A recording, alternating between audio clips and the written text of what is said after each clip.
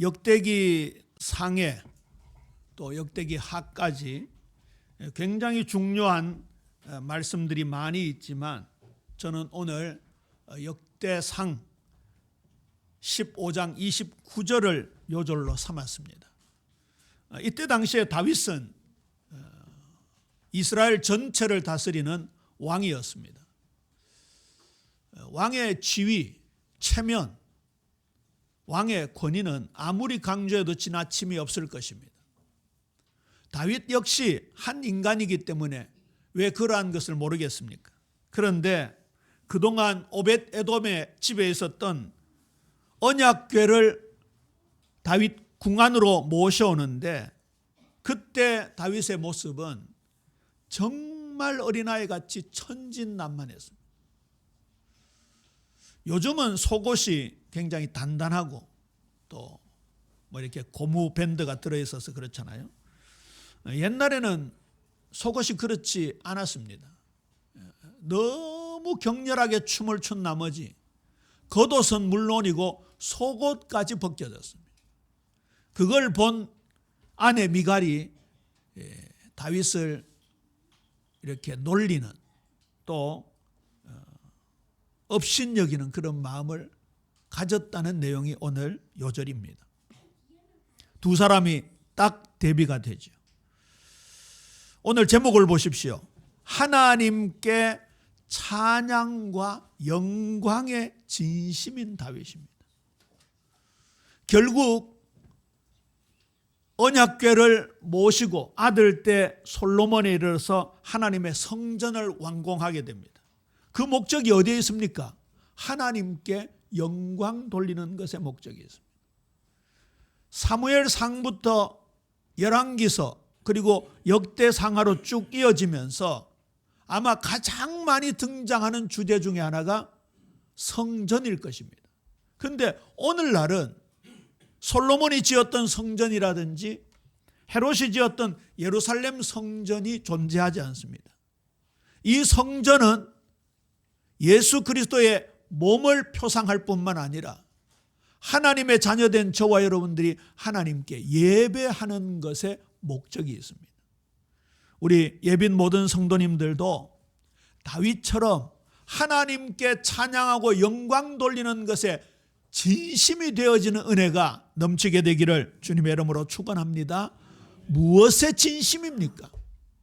나는 지금 어디에 진심입니까? 내 생각과 내 삶을 지배하고 있는 것이 무엇입니까? 어디에 스크래치가 나면 자존심이 상합니까? 아직까지도 과거에서 헤어나오지 못하고 있습니까? 아직까지도 인간과의 갈등 속에서 헤어나오지 못하고 있습니까? 마음이 거기에 담겨 있기 때문에 그렇습니다. 우리는 이 말씀들을 함께 나누면서 다윗이 전념했던 그리고 역사서들이 초점을 맞추고 있는 하나님의 성전, 하나님께 영광과 찬송, 예배자로 살아가는 이것에 우리의 모든 초점을 맞춰야 할 것입니다. 자, 사무엘 상하, 열왕기 상하, 역대 상하, 앞으로 에스라, 느헤미야, 에스더 같은 역사서들이 이어지겠습니다마는 같은 사건들도 기록되어 있습니다. 그런데 분명히 영상에서 보셨듯이 그 관점이 다르지요. 대표적으로 우리가 사복음서를 들을 수 있습니다. 사복음서는 마태, 마가, 누가, 요한복음을 사복음서라는데 그 중에 마태, 마가, 누가 복음을 공관복음서라고 합니다. 한 가지 관점으로 본다고 해서 공관복음서라 그러지요. 그래서 예수님의 생애, 기적의 내용들, 사건들이 거의 비슷비슷하게 등장합니다. 그러나 그 지향하는 바, 기록의 목적이 각각 다릅니다. 사무엘 상하, 열왕기 상하는 아수르와 바벨론 포로기 시절에 기록되었습니다. 그러니까 왕에 대한 평가들이 거의 부정적으로 다루어지고 있죠. 왜 그렇습니까? 우리가 왜 포로가 되었는가? 하나님의 성민들, 선택받은 하나님의 백성들이 왜 이런 이방신을 섬기는 나라들에게 속국이 되었는가? 거기에 대한 주된 내용이 우상숭배였습니다. 우상숭배로 말미암아 왕들이 실정을 하게 되고 그리고 백성들이 도탄에 빠지게 되었습니다. 결국 하나님은 강대국들을 사용하셔서 이스라엘을 정신 차리게 하신 그런 내용이죠. 그런데 역대기 상하는 포로 귀환 후기에 쓰여졌습니다. 아까도 나왔습니다만 유대인 성경에서는 이 역대기서가 맨 끝에 배치가 되어 있습니다. 귀환 후에 이스라엘 백성들의 정체성을 더 깨닫게 하기 위함입니다. 그리고 그들에게 소망을 주는 내용으로 가득 차 있는 것이 이 역대기 상하의 내용입니다. 특히 다윗 계열을 중심으로 해서 앞으로 오실 메시아가 다윗의 자손으로 만왕의 왕으로 만주의 주로 오신다라는 사실을 분명히 기록하고 있죠. 그래서 비슷한 내용들이 있더라도 또 지루한 족보가 있더라도 눈 찔끔 감고 하나님의 말씀을 깊이 읽고 묵상하는 은혜가 있게 되기를 주님의 이름으로 축원합니다. 눈을 찔끔 감으면 안 보이겠네요, 성경.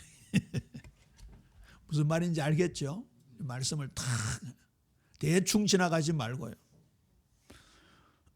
예를 들어서 마태, 마가, 누가복음도 마찬가지입니다. 다 예수님의 생애를 기록하고 있습니다. 그런데 일단 마태복음은 대상이 유대인들을 대상하고 있습니다. 그래서 메시아 예언에 대한 내용을 기본으로 해서 메시아에 대한 기대감을 그들에게 선포하고 있습니다. 그리고 마가복음은 로마인들을 대상으로 말씀을 쓰고 있습니다. 누가복음은 헬라인들을 대상으로 말씀을 기록했습니다. 그래서 마태복음에서는 예수님을 왕으로 묘사하고 있고 마가복음에서는 종으로 묘사하고 있고 누가복음에서는 인자, 사람으로 묘사하고 있습니다. 족보가 마태복음 같은 경우에는 아브라함부터 쭉 진행이 되어져서 예수님이 오셨다라는 것을 끝을 맺고 있지만 마가복음은 거꾸로 거슬러 올라가서 아담까지 기록되어 있습니다. 오늘 역대기서의 족보의 첫 단어가 뭐라고요? 아담이라고요. 결국은 예수님의 생애 자체가 유대인들에게 국한된 구원이 아니라 전 인류를 위한 구원이라는 것을 말씀하고 있지요. 누가복음은 생명의 말씀으로 시작하면서 온 인류의 구세주임을 천명하고 있고 요한복음은 공관복음과 조금 다르게 기록되어 있습니다. 요한복음은 예수님이 하나님이심을 신성에 대한 내용들이 가득 차 있고 그리고 로고스, 생명의 말씀으로 생명의 떡으로 예수님은 스스로를 칭하고 있습니다. 그러니까 성경 66권을 읽을 때요, 이 내가 보는 좁은 시각으로 읽으면요 큰일 납니다. 우리가 수십 년 동안 너무나 편협된 관점으로 성경을 봐왔습니다. 그런데 예수님이 어떻게 묘사되어 있습니까? 방금도 말씀드렸지만 메시아로, 왕으로, 구주로, 주인으로, 하나님으로 묘사되어 있을 뿐만 아니라 신랑으로, 친구로, 목자로, 희생제물로, 그리고 요한복음에서는 빛으로, 진리로 다양하게 예수님 묘사되어 있습니다. 찬송가 80장 그 뒤편으로 보면요 예수 그리스도에 대한 찬송이 가득 나오는데요. 그것도 한번 살펴보십시오. 얼마나 예수님의 이름이 다양한지 모릅니다. 이 말은요 예수님이 진짜 우리의 삶의 모든 영역을 지배하고 다스리고 때로는 우리를 구원하시고 우리를 인도하신다는 그런 분으로 가득 차 있는 것이죠. 자, 이번 주간에 역대기 상을 함께 읽을 텐데요. 역대기 상의 중요한 기록, 사건, 성구들을 기억하시기 바랍니다. 조금 지겨울 수 있습니다. 1장에서 10장까지가 거의 대부분 족보의 내용들입니다. 아담과 다윗의 계보입니다. 아담, 셋, 그리고 다윗이 탄생하는 것, 그리고 그가 낳은 아들 솔로몬에 대해서 말씀을 하고 있고요. 그 다음에 아론과 그의 후손들에 대한 제사장들의 족보, 레위 지파의 족보가 등장합니다. 결국은 무슨 내용입니까? 하나님께 예배하는 것에 초점이 맞추어지는 성전에 대한 내용이지. 사무엘라 6장에 보면 오벳 에돔의 집에서 3개월 동안 언약궤가 거기에 보관이 되어 있었습니다. 오벳 에돔 집에 하나님의 놀라운 축복이 임하는 장면이 나오지요. 다윗은 그 오벳 에돔의 집에 보관되어 있던 언약궤를 모시는데 모든 초점을 맞추었습니다. 역대상 15장 25절 이하에 보면 이 오벳 에돔의 집에서 언약궤를 이제 모시고 오지요. 그리고 제사를 드립니다. 다윗 자신도 에봇을 입고 하나님을 찬양합니다. 그리고 역대상 17장에 보면 여호와 하나님께서 다윗 언약을 체결하시는 장면이 나오는데요. 굉장히 중요한 본문입니다. 나단 선지자를 통해서 당신은 피를 너무 많이 흘렸기 때문에 하나님께서 성전 건축을 허락지 아니하신다. 그러나 사사시대와 같지 않은 왕조를 세울 것이다. 다윗이 죽으면 그 씨를 통하여 하나를 세울 것인데 그 나라가 견고하게 되고 그리고 그를 통하여 성전을 건축하게 될 것이다. 그때 언약을 주는 장면이 이 내용입니다. 나는 그의 아버지가 되고 그는 나의 아들이 되리니 나의 인자를 그에게서 빼앗지 아니하기를 내가 내 전에 있던 자에게서 빼앗음과 같이 아니할 것이며 내가 영원히 그를 내 집과 내 나라에 세우리니 그의 왕위가 영원히 견고하리라 하셨다 하라. 견고한 왕권을 예언으로 주고 있습니다. 드디어 다윗은 그 언약을 바탕으로 아들 솔로몬에게 성전 건축을 위탁합니다. 그때 다윗의 마음이 어땠을까요? 인간적으로 생각하면 자기 시대에 정말 아름다운 성전을 건축해서 하나님의 살아계심을 기억하며 하나님께 찬양하고 싶은 마음이 굴뚝 같았겠지요. 어느 시인의 고백이잖아요. 가만히 보니까 성전에 아무나 못 들어가는데 참새도 들락날락하고 제비도 이 둥지를 틀고 왔다 갔다 하거든요. 그래서 그 시인이 그렇게 고백하는 장면이 나오잖아요. 제비도 참새도 들락날락하는데 나는 왜 못 들어갑니까? 아마 다윗이 그러한 심정이었겠지요. 그러면서 솔로몬에게 이렇게 하나님의 언약을 전달합니다. 내 아들아, 하나님이 말씀하신다. 그가 내 이름을 위하여 성전을 건축할지라 그는 내 아들이 되고 나는 그의 아버지가 되어 그 나라 왕위를 이스라엘 위에 굳게 세워 영원까지 이르게 하리라. 다윗은 솔로몬을 통해서 또 그의 아들들을 통해서 그 후손을 통해서 앞으로 오시게 될 메시아 그리스도를 통해서 하나님의 나라가 굳건하게 선다라는 그 중심을 아들 솔로몬에게 전달하고 전달했을 것입니다. 두 번째입니다. 다윗의 중심이 이 역대상에 많이 나옵니다. 여호와 하나님을 중심으로 찬양하는 다윗이었죠. 그래서 오늘 제목이 하나님을 찬양하고 영광 돌리는 일에 진심인 다윗이었다. 그렇게 제목을 잡았습니다. 언약궤를 모시는 기쁨으로 춤추며 뛰노는 다윗이었습니다. 다른 성경에 보면 이 장면을 어린아이처럼 묘사하고 있습니다. 미갈에게는 체면이 앞섰습니다. 그렇죠? 왕권이 앞섰습니다. 미갈에게는 남편의 권위가 앞섰습니다. 미갈이 사실은 일대왕 사울의 딸이었잖아요. 그런 것에 그는 물들어 있었을 것입니다. 그런데 다윗은 전혀 그런 부분들이 눈꼽만큼도 들어오지 않았습니다. 우리 예빈 모든 성도님들 일생 하나님 찬양합니다. 우리를 구원하신 하나님 감사합니다.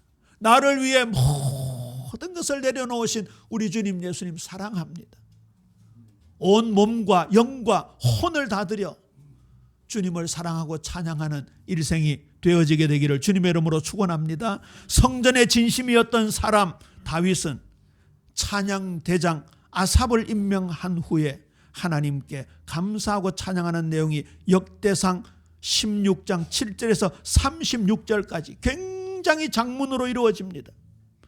하나님께 감사하며 그의 이름을 부르며 하나님의 행사를 만민 중에 알려라. 노래, 찬양, 기사를 전하라. 성호를 자랑하라. 마음이 즐거울 것이다. 여호와의 능력을 구하라. 그 얼굴을 항상 찾아라. 법도를 기억하라. 그의 언약을 기억하라. 출애굽과 가나안 정착의 여정을 통하여 하나님을 찬양합니다. 구원을 선포하라. 23절 24절입니다. 온 땅이여 여호와께 노래하며 그의 구원을 날마다 선포할지어다. 그의 영광을 모든 민족 중에 그의 귀한 행적을 만민 중에 선포할지어다. 시편 96편 3절에 동일한 내용이 나옵니다. 이 역대상 16장을 좀 깊이 묵상하시기를 바랍니다. 조금 있다 우리가 찬송가 79장을 찬송할 텐데 하나님 지으신 모든 세계를 찬양합니다. 벌써 기대가 되지요. 우리 성주 자연으로 가게 됩니다. 하나님 만드신 자연의 세계입니다. 지난주에도 말씀을 드렸지만 하나님이 만드신 창조의 작품을 보면서 감사할 줄 아는 그런 여유가 분명히 있어야 할 것입니다. 그래서 오늘 찬송가 79장을 선택했는데요. 여기에도 보면 하나님의 자연을 찬양하는 내용들이 굉장히 많이 나옵니다.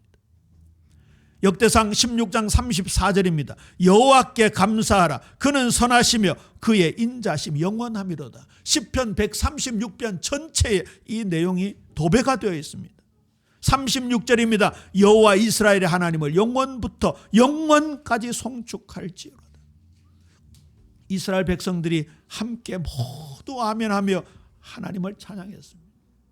우리 예배 성도님들 한 사람도 예외가 없는 줄로 믿습니까? 우리 찬양대 오늘 마침 3절을 함께 찬양했는데 제가 지시한 것도 아니에요.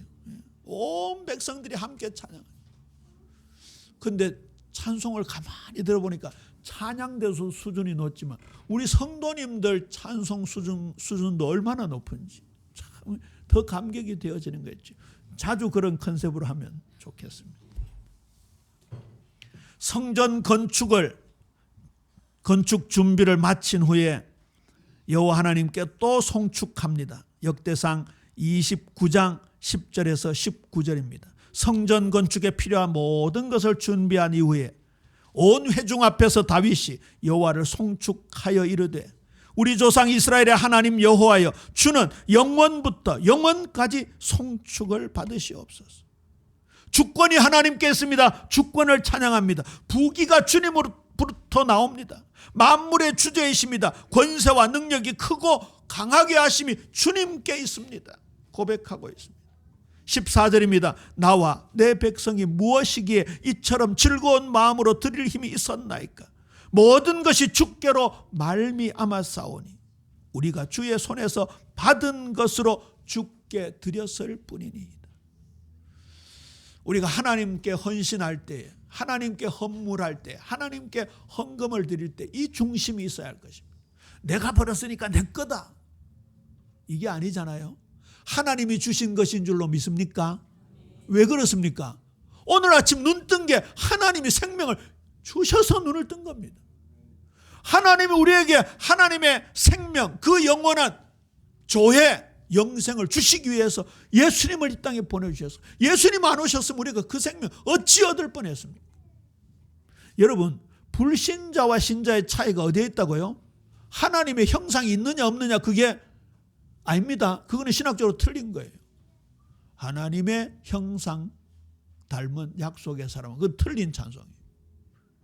불신자도 하나님의 형상이 있습니다. 불신자와 우리의 특별한 차이가 뭡니까? 영생이 있느냐 없느냐입니다. 그리고 영생이라는 개념도 우리 생명이, 이 육신의 생명이 영원히 산다 그 개념이 아니고요. 하나님의 생명입니다. 영어를 씁니다. Divine Life라고요. 신적 생명입니다. 우리가 예수님을 구주로 영접하여 거듭 태어날 때, 위로부터 태어날 때 우리에게 하나님의 생명이 주어진 겁니다. 그러니까 보세요. 어떻게 우리가 스스로 어떻게 그 영생을 취할 수 있어요? 육신의 생명도 우리 마음대로 못하는데, 아까 이 다윗의 찬송에 나오잖아요. 부와 귀가 주께 있고 강하게 하심과 약하게 하심이 주께 있고 모든 권세가 주께로부터 말미암았다. 그리고 고백합니다. 우리는 희망 없는 나그네요 그림자 인생이었습니다. 이 모든 것이 주님께서 주신 것입니다. 이제 정직한 마음과 즐거움으로 하나님께 드리겠습니다. 역대상 29장 19절 말씀 성구에 있지요. 함께 읽습니다. 시작. 또 내 아들 솔로몬에게 정성된 마음을 주사 주의 계명과 권명과 율례를 지켜 이 모든 일을 행하게 하시고 내가 위하여 준비한 것으로 성전을 건축하게 하옵소서. 할렐루야. 자, 이게 어디로 이어져야 합니까? 지금 리딩 지저스를 함께 나누면서 영상을 여러 번 보셨는데 모든 초점이 어디로 맞추어집니까? 메시아로 맞추어집니다. 그렇죠. 리딩 지저스라는 단어도 읽는다. 누구의 관점으로? 예수 그리스도의 관점으로. 그러니까 창세기부터 말라기까지 구약이라도 그 구약 속에서 예수 그리스도를 발견하지 못한다고 한다면 맹탕인 거예요. 그래서 생뚱맞아 보이지만 오늘 역대기 상의 결론 부분은 우리의 초점이 영원하고 완전하신 만왕의 왕 예수 그리스도에게 맞춰져야 된다 그 말입니다. 여기로 이어져야 우리가 진짜 하나님께 영광 돌리는 찬송을 드릴 수가 있는 거예요. 세례 요한이 예수님을 세례를 베풀었잖아요. 그때 비둘기 같은 성령이 임하시면서 하늘에서 음성이 들렸습니다. 예수님과 베드로, 야고보, 요한 4명이 변화산에 올라갔습니다.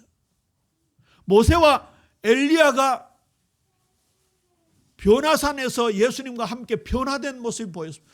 얼마나 아름답게 변했는지. 세탁하는 자가 이렇게 희귀할 수 없다. 그건요, 우리 인간계를 뛰어넘는 변화였죠. 그런데 갑자기 구름이 임하더니 모세와 엘리야가 사라졌어요. 그리고 구름 속에서 하나님의 음성이 들렸습니다. 똑같은 음성이었죠. 이는 내 사랑하는 아들이요 내 기뻐하는 자니 너희는 그의 말을 들을지어다. 저와 여러분의 모든 예배, 모든 삶, 말씀이 오직 예수 그리스도여야 할 줄로 믿습니까? 그걸 하나님은 기뻐하시는 거예요. 내 것이 아니다 그 말입니다. 마태복음 1장 1절입니다. 다윗과 아브라함의 자손 예수 그리스도의 계보라. 다윗의 자손입니다. 공관복음서에 보면 특별히 맹인들이 예수님을 향하여 다윗의 자손이여라고 외치는 게 굉장히 많이 나옵니다. 여러 번 나옵니다. 같은 사람이 마태, 마가, 누가, 요한복음에도 나오는 있을 뿐만 아니라 다른 사건들로 맹인들을 고치는 장면이 나오는데요. 이 맹인들이 공통적으로 외치는 내용이 예수님을 향하여 다윗의 자손이여 나를 불쌍히 여기소서. 그들의 눈이 감겨 있었잖아요. 그들의 눈을 뜰 수 있는 것은 창조주 하나님이신 예수님만 하실 수 있다는 믿음.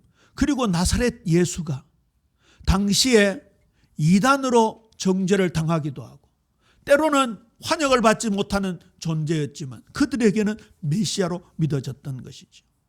심지어 이방인 가나안 여인조차도 예수님을 다윗의 자손으로 알았습니다.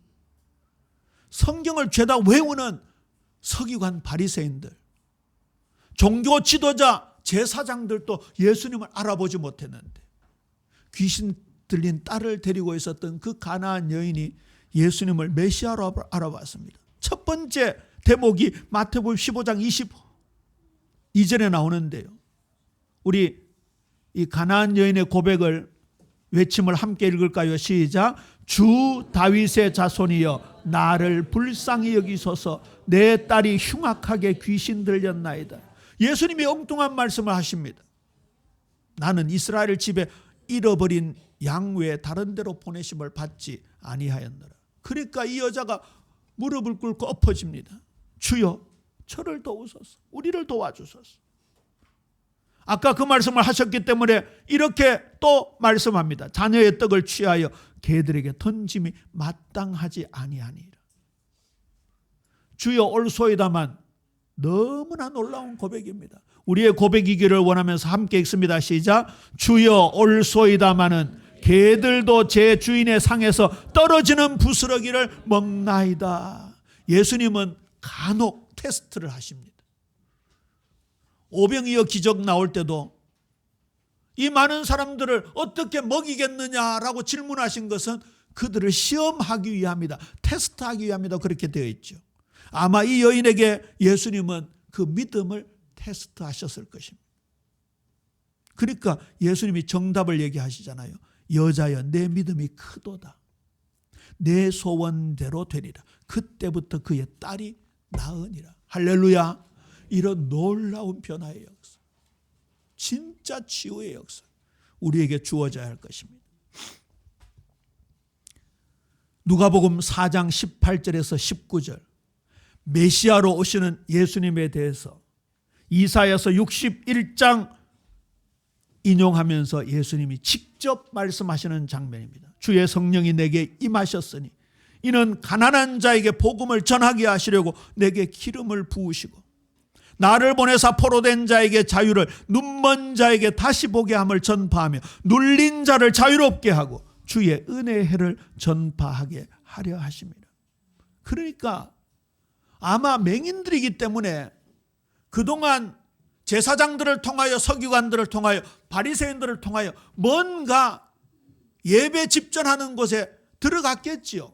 그러다가 이 이사야 61장을 읽는 대목에서 이 소경들이요, 이 말씀이 확 꽂혔을 것입니다, 마음에. 그러니까 이야, 메시아만이, 다윗의 자손만이 우리의 눈을 뜨게 할 수 있겠구나. 그런 간절한 마음이 사모되다가 눈도 안 보이는 그 사람들에게 웅성웅성 지나가는데 주위의 사람들이 저 사람이 나사렛 예수다, 나사렛 예수. 그게요, 저 멀리 사는 소리도 들렸을 거예요. 어두운 사람들이니까 막 지팡이를 짚고 뛰어갔을 거예요. 그 소리가 들리는 것으로. 다윗의 자손이여 나를 불쌍히 여기시옵소서. 그 간절함이 예수님 귀에 들렸잖아요. 오늘 여기 보세요. 눈먼 자에게 다시 보게 함. 이사야 61장 1절 이하의 말씀은요, 복음에 대해서 굉장히 편만하게 말씀하고 있습니다. 복음이 좁은 게 아닙니다. 예? 우리가 지옥 가다가 건진받다가 천당 간다. 복음이 그런 차원 정도가 아닙니다.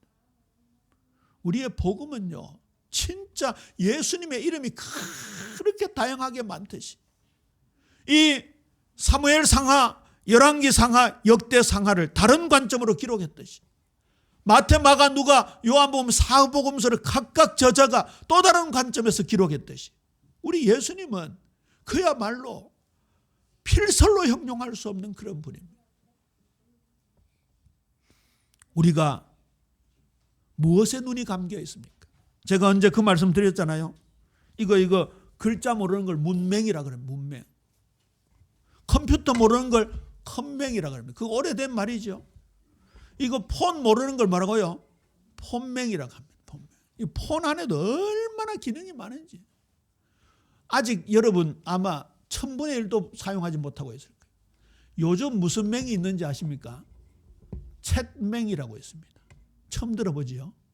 제가 만들어낸 말입니다. 챗 GPT라고 했어요. 챗 GPT. 이거요 깔아놓고요 뭐든지 물어도 다 답을 합니다. 얼마 전에 성경 읽다가 한참 제가 이렇게 고민하고 있었던 부분 중에 하나예요. 십계명에 보면 동물이나 식물, 피조물들을 형상으로 만들면 됩니까? 안 됩니까? 안 됩니다. 근데 성전을 만들 때 만들었어요? 안 만들었어요?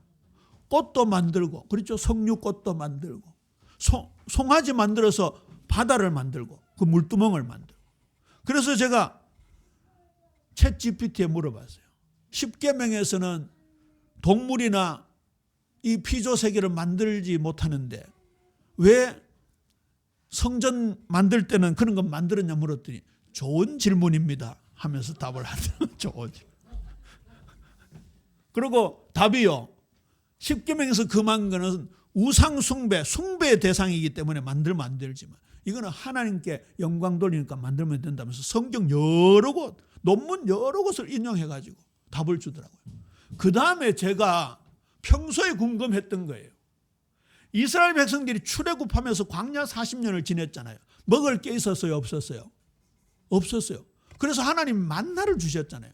그런데 동물들이 따라 나왔을까요? 안 따라 나왔을까요? 따라 나왔습니다. 허다한 잡족들도 따라 나왔습니다. 그러면 송아지나 염소나 양이나 낙이나 멍멍이 개들도 따라 나왔을 때 개들은 뭘 먹었을까요? 그게 늘 궁금하더라고요. 그래서 제 동기 중에 남아공에서 박사학위를 받은 구약으로 박사학위를 받은 친구가 있어요. 그 친구한테까지 물어봤는데 명쾌하게 답을 못하더라고요. 그래서 이왕 답 물어본 김에 챗GPT가 물어봤어요. 어찌된 일이냐 그러니까 날카로운 질문을 하셨습니다. 그래서 답을 하더라고요. 답은 한번 여러분 스스로 한번 챗GPT에 물어보시기 바랍니다. 그걸 챗맹이라 그럽니다. 그런데 문맹, 컴맹, 폰맹, 챗맹보다 더 무서운 맹이 뭡니까? 영맹입니다. 영적인 눈이 어두운 겁니다. 오늘 예수님께서 우리의 그 눈을 열어주시기 위해서 오셨다라는 내용입니다. 당시 소경의 눈을 열어주는 것도 열어주는 거지만 우리의 영적인 어두움에 그 눈을 열어주시기 위해서 예수님 우리 가운데 오신 것입니다. 그래서 우리가 말씀을 읽어야 되는 거예요. 바울도 이 복음이 하나님의 선지자들을 통하여 그의 아들에 관하여 성경에 미리 약속하신 것이라. 그의 아들에 관하여 말하면 육신으로는 다윗의 혈통에서 나셨고 성결의 영으로는 죽은 자들 가운데서 부활하사 능력으로 하나님의 아들로 선포되셨으니 곧 우리 주 예수 그리스도시니라. 바울도 이 언약, 이 복음의 원줄기가 다윗의 자손으로 오신 예수 그리스도다. 그러면 오늘 말씀으로 거꾸로 타고 올라가 보자고요. 이 다윗은 오실 메시아를 지금 현재적으로 믿었을 뿐만 아니라 자기 삶에 체화해서 믿었습니다. 그리고 그의 상징 예수님이 메시아 하나님이야말로 상징적으로 이 성전에 거하시는 분이다. 그래서 성전을 지어놓고 함께 하시는 그 주님을 늘 사모하고 찬양하는 것에 전심이었단 말이에요. 우리의 믿음이 그렇게까지 돼야 된다고 말이에요. 저는 약 한 달 정도 안 되겠습니까? 시편 119편을 8절 8절 8절씩 지금 매일 새벽에 말씀을 나누는 가운데 지난 목요일 날 그 말씀을 전했습니다만 시편 119편이 이제 마무리가 되어 갑니다. 시편 119편을 마무리하면서 그 뒤를 펼쳐보는데 시편 120편, 121편, 122편, 130편, 135편까지 표제가 성전에 올라가는 노래더라고요. 그런데 시편 119편을 여러분 찬찬히 묵상해 보세요. 전부 우리의 삶의 영역을 터치하고 있습니다. 1절이 뭡니까? 행위가 온전하여 여호와 율법을 따라 행하는 자들은 복이 있으며 하나님의 말씀이 우리의 삶의 모든 영역을 터치하고 있습니다. 범죄를 하지 않게 하기 위해서 주의 말씀을 내 마음에 두었습니다. 이제는 다시는 불법하지 않겠습니다. 주의 도를 걸어가기를 원합니다. 깨끗한 행실을 위하여 하나님의 말씀을 내 마음에 둡니다. 말씀을 묵상합니다. 허탄한 데 눈을 돌리지 않기를 원합니다. 그러면서 간구합니다. 구원하소서, 건지소서, 소생케 하소서, 지키소서, 보호하소서. 그런 내용들이 가득 차 있습니다. 우리가 제대로 하나님의 자녀로 예배자로 살아가는 그 여정 속에 얼마나 많은 방해 요소들이 있습니까? 그래서 이 시편 기자는 그런 부분에서 우리를 건져달라는 기도를 늘 하고 있습니다. 그러면서 보세요. 결과가 나옵니다. 전부 주님의 말씀에 관한 겁니다. 주님의 말씀은 달콤합니다. 주님의 말씀을 사모하는 것이 즐겁습니다. 사모하고 또 사모합니다. 너무 사모해서 내 진액이 다 빠져서 여름 가뭄에 마름같이 되었습니다. 이 말씀을 사모하기 위해서 동토오르는 새벽녘을 기다렸습니다. 새벽에 눈을 뜹니다. 결국은요, 우리의 삶의 예배가 성전에 올라가는 예배로 이어지는 거죠. 오늘 말씀이 내일부터 한 주간의 삶을 풍성하게 하고 다음 주 5월 첫째 주 예배 올 때는 또 다른 풍성함으로 예배할 수 있는 우리 예배 모든 성도님들 되어지게 되기를 주님의 이름으로 축원합니다. 아버지 하나님, 은혜를 감사합니다. 다윗이 하나님의 임재의 장소인 성전을 사모하고 언약궤가 예루살렘으로 들어올 때에 어린아이처럼 천진난만하게 춤추며 뛰놀며 찬양했던 것처럼 우리 예빈 모든 성도님들, 주의 종이 하나님 앞에 어린아이처럼 춤추며 찬양할 수 있는 하나님 영광의 찬양의 전심이 되는 사람들 되게 축복하여 주옵소서. 아버지 하나님, 역대상을 한 주간 읽습니다. 말씀을 통하여 우리의 삶이 변화되어지게 하시고 시편 119편의 기자처럼 정말 주님의 말씀에 인도 따라 내 삶의 주인 되시는 주님을 따라 우리의 삶이 점점 그리스도 닮아가는 성화의 삶을 통하여 일평생 영광 돌리는 예빛 모든 성도들 되게 하옵소서. 감사합니다. 예수님 이름으로 기도합니다. 아멘.